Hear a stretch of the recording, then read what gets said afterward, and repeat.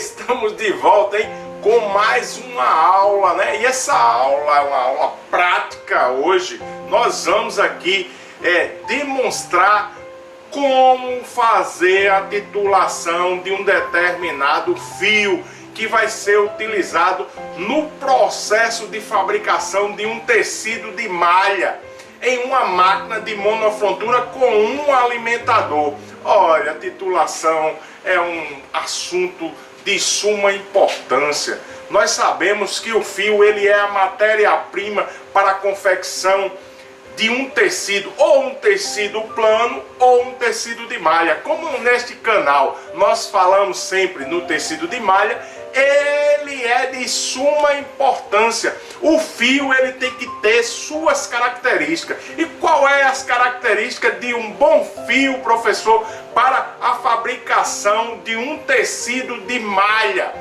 Vou dizer a você que o fio ele tem que ter, em primeiro lugar, a uniformidade, né? Essa uniformidade do fio é de suma importância. Por quê? Porque um fio uniforme vai dar ao tecido de malha, né, uma distribuição melhor de suas laçadas e não provocando peeling, não provocando algum defeito no tecido.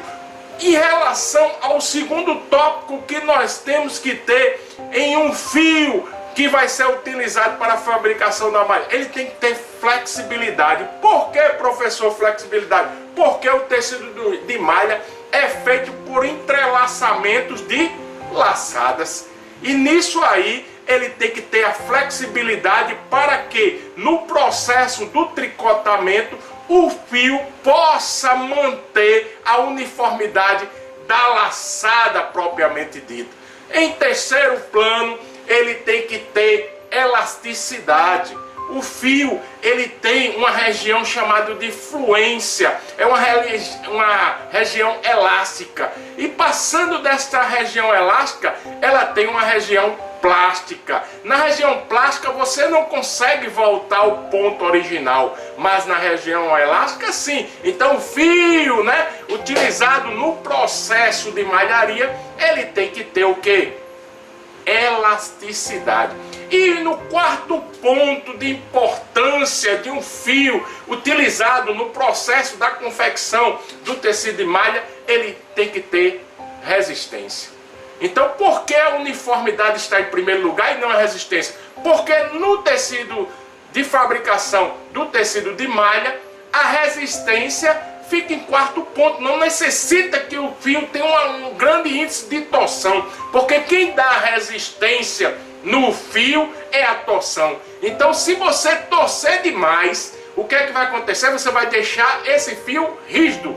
E nas características do fio apropriado para malharia, ele tem que ser flexível. Então, levando em consideração, a sequência é uniformidade em primeiro lugar, depois ele vem com a flexibilidade, né? Porque ele tem que ser flexível para que possa acompanhar os pontos de malha no processo, e esses pontos podem ser variados. Esses pontos podem ser um ponto carregado, pode ser um ponto normal, pode ser pontos de transferência, e isso tem que facilitar através da flexibilidade do fio. Ele tem que ter elasticidade, né, para que ele possa, nesse parâmetro de formação, dar a qualidade, né, ao fio sem ter um alongamento para que provoque o rompimento no processo e isso provoque defeito no tecido. E em quarto lugar, é necessário ele ter um pouco de resistência, não uma resistência excessiva que tire a flexibilidade do fio. Então,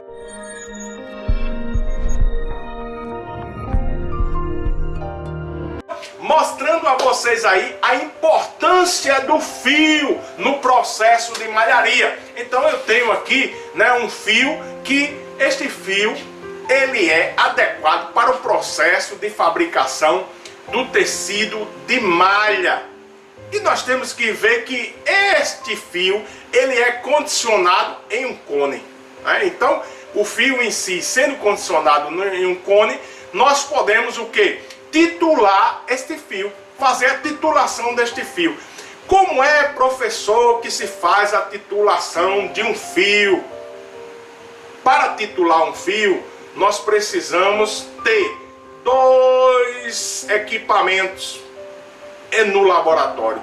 Um dos equipamentos é chamado de meadeira. Por quê? Porque nós necessitamos, né, fazer uma meada de fio. O que é uma meada de fio? É a gente condicionar este fio em um determinado comprimento.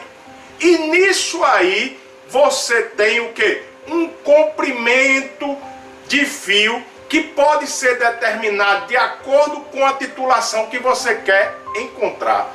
No processo de titulação, né, você tem o processo direto e o processo indireto que a gente vai ver. Mas vamos ficar aqui no fio e nos equipamentos necessários. Olha, para titular é uma correlação entre o comprimento do fio e o peso. Então é a correlação de comprimento e massa. Então, tendo essas duas variáveis, né, do comprimento propriamente dito de uma amostra, e você pesando esta amostra em uma balança, você pode realizar a titulação de um fio. A balança, ela pode ser uma balança com uma capela ou uma balança sem capela. O aconselhável é que a balança seja com a capela. Vamos ver aqui os equipamentos?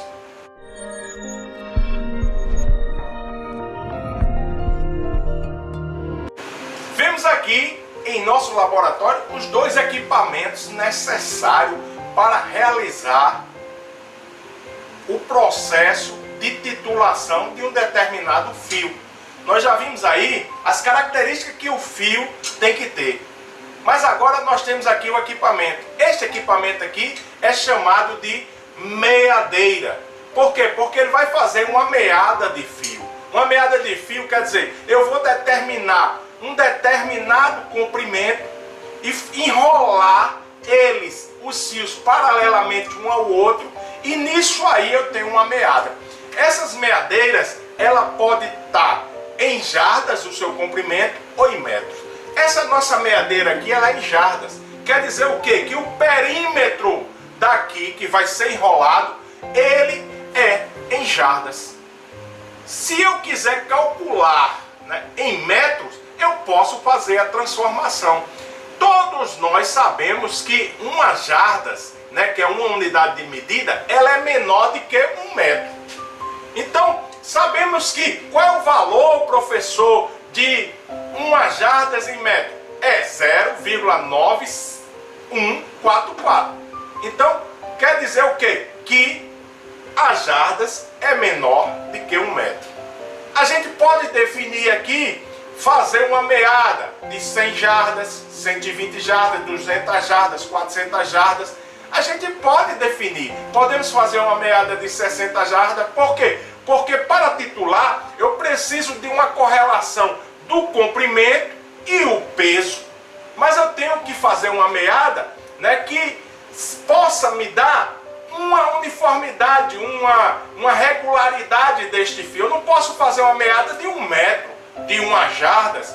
Por quê? Porque em 1 metro eu tenho pequenas irregularidades no fio. Mas quando eu aumento o comprimento da meada, se esse fio ele tiver uma irregularidade muito grande, eu vou diagnosticar. Eu vou balancear este resultado. Por quê? Porque no ponto que você vai fazendo as meadas, você vai pesando. E eu tenho que fazer, de acordo com a norma, 9, 10 amostras, né, de meadas e fazer a pesagem. Então nós temos aqui uma meadeira e temos aqui do lado uma balança. Essa balança, né, propriamente dito, ela tem que ter uma unidade milesimal. Ela tem que ter uma correlação em relação a você ter uma unidade de medida de 3 casas ou 4 casas, depende do fio também, né? Então a gente tem uma maior segurança quando a gente utiliza uma balança milesimal. Às vezes acontece que o fornecedor fornece um título que foi praticamente realizado, essa titulação, lá na máquina, né? E depois ele foi para um laboratório de controle de qualidade e ele fez todas essas análises. E ele fez com uma determinada temperatura e uma determinada umidade relativa. Aí você chega e recebe esse fio e não mantém a mesma temperatura e nem a umidade relativa. Vai dar o quê? Vai dar diferente.